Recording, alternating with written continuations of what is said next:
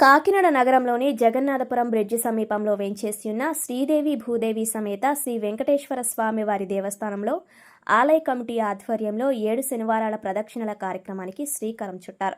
ఈ సందర్భంగా ఆలయ కమిటీ చైర్మన్ మల్లాడి ఏడుకొండలు ఈవో సత్యవాణి మాట్లాడుతూ 7 శనివారాల వెంకన్న దేవుడిగా ప్రసిద్ధి చెందిన వాడపల్లి చెదలవాడ క్షేత్రాల మాదిరిగానే జగన్నాథపురం శ్రీ వెంకటేశ్వర స్వామి వారి దేవస్థానంలో ప్రతి శనివారం 7 వారాల పాటు ప్రదక్షిణల కార్యక్రమం నిర్వహించనున్నట్లు తెలిపారు. ప్రతి శనివారం నిత్య అన్నదానం కూడా కొనసాగుతుందన్నారు.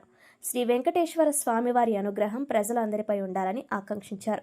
స్వామివారిని దర్శించేందుకు కుటుంబ సమేతంగా పెద్ద సంఖ్యలో భక్తులు స్వామివారిని దర్శించుకున్నారన్నారు. కార్యక్రమంలో ఆలయ అర్చకులు పొందూరి రంగాచార్యులు, ధర్మకర్తల మండలి సభ్యులు మల్లాడి విమల, చొక్కాలత, పాబోలు పద్మజ, తుమ్మల సత్యబాబు, నందమూరి సీతాలక్ష్మి, ఉప్పూడి గోపీకృష్ణ, బండి సత్యవేణి, హోసా జానకి, ఓలేటి రాంబాబు, సంఖాని సత్యం, తాడిచెర్ల వెంకటేశ్వరరావు, దంగేటి నోకాజీ వెంకటేశ్వరరావు అధిక సంఖ్యలో భక్తులు పాల్గొన్నారు.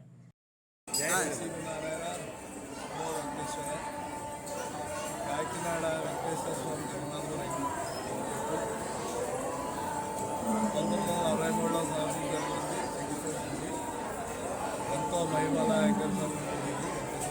వెంకటేశ్వర కాకినాడ చెప్పడం జరిగింది.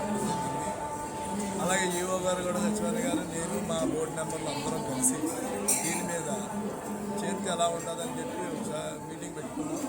మీటింగ్ పెట్టుకున్న తర్వాత ఎమ్మెల్యే గారికి చెప్పడం జరిగింది. వెంకటేశ్వర అలాగే ఎమ్మెల్యే గారు వచ్చారు, చేయండి అని చెప్పేసి చెప్పారు. అలాగే ఎమ్మెల్యే గారు కూడా స్వయంగా వచ్చి ఆయన కూడా పాల్గొని 7 వారాలు అన్నీ కూడా పర్యవేక్షించి రాజగోపురం నుంచి కూడా క్యూ లైన్ కూడా పెడితే బాగుంటుందన్న ఉద్దేశంతో ఆయన చెప్పడం జరిగింది. అలాగే ఆయన కూడా అన్నదానాలు, క్యూ లైన్లు అన్నీ పరిశీలించి అన్నీ చేసి ముందుకు నడిపించండి అని చెప్పి ఆయన ప్రోత్సహించారు మమ్మల్ని. భక్తులందరూ కూడా ఈ రథంలో పాల్గొని అందరూ కూడా చేస్తున్నారు. స్వామివారి దయ అందరికీ ఉంటుంది. ఓం నమో వెంకటేశాయ నమః.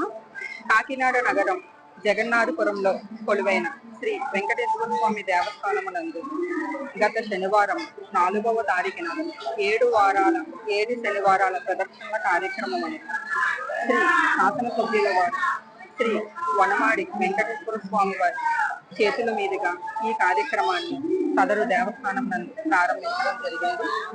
ఈ ఆధ్యాత్మిక పండగ వాతావరణంలో ఈ కార్యక్రమాన్ని ఈ దేవస్థానమునందు చేయడం అత్యంత విశేషకరమైన విషయం.